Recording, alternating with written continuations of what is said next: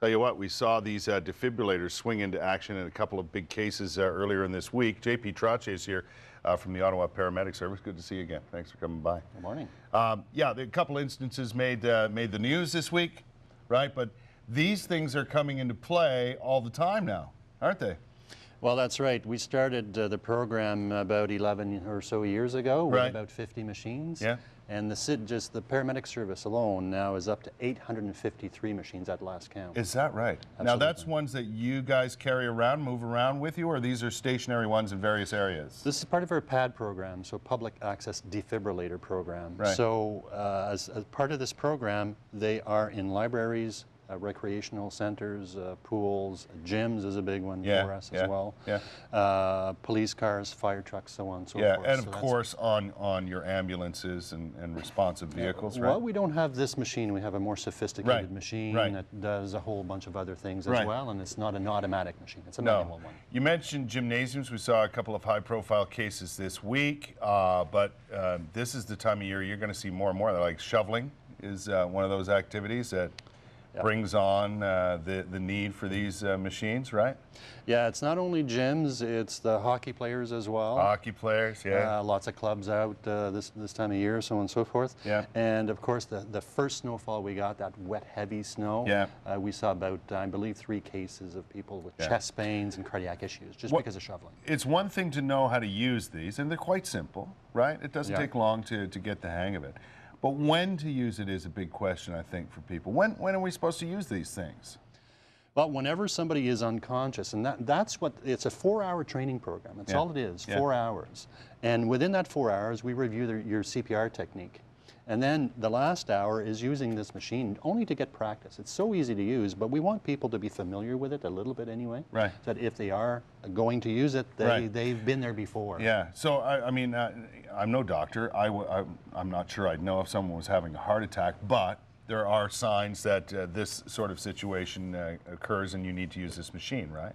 That's right. If they are unconscious and unresponsive, the machine will actually walk you through. If it's not something the machine will shock, if there's a heartbeat, a good rhythm, and so on and so forth, the machine will leave it alone. The machine will decide on its own. You just turn it on, put the pads on. It'll tell you whether or not you need to use it. It will remind you to call 911. It will remind you to check breathing. It will remind you to check responsiveness. And it will then, when it analyzes, it will say, don't touch the patient. Right. And then when it's ready to shock, the machine will decide to shock. So you can't harm anybody with this machine. Gotcha. Okay, let's kind of run through it, JP, if you don't mind. So obviously the power button, right? Absolutely. Turn it on. Right, make sure it's on. It does a self-check. Right. Here, this is a trainer.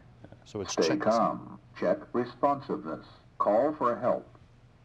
So it Stay calm. reminds you to do all those things, right? Call for help. Okay.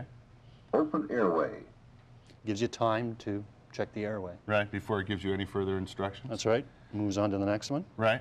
So it's a step-by-step process. Check breathing to see, again, listening to see if whoever it is breathing at the time, right? And if you forgot in your panic, pads to patient's bare chest. so it'll know that the pads are not connected. Gotcha. Okay, so I'm going to push the button here. This is a training machine. All right. Attach defib pads to patient's bare chest. And they're easy to do. Don't touch patient. Analyzing. So now it's analyzing. We'll determine whether it's a shockable rhythm or not. Okay, so this is the point. Don't touch patient. Analyzing. The machine is doing its work. It's determining whether or not a shock needs to be applied. Shock advised. Don't touch patient. Press flashing shock button. So that's that button? Go ahead and push it. Shock delivered. Just delivered a shock. CPR. And then the regular CPR routine.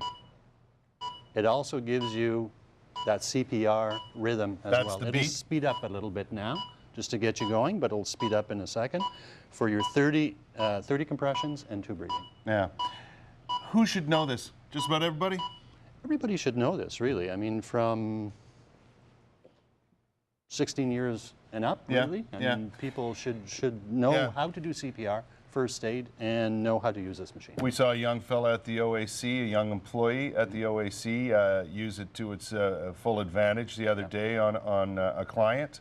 And he obviously is employee there, so employees would have to know that sort of thing. Yep. But for anybody to have basic CPR training is so valuable, no matter where they are, right?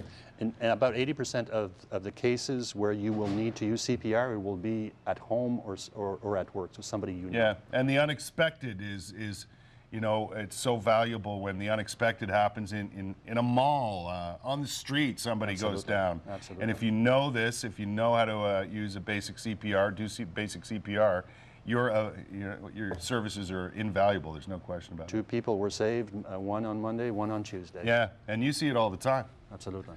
Thanks for coming by. It's a good reminder. I remember when you guys first got those and you came down and were showing us how to use them 11 years ago, right? Years ago. Yeah. JP Trottier here from the Ottawa Paramedic Service. Listen, do yourself a favor, do somebody else a favor, learn CPR, and you'll be able to help out in certain situations.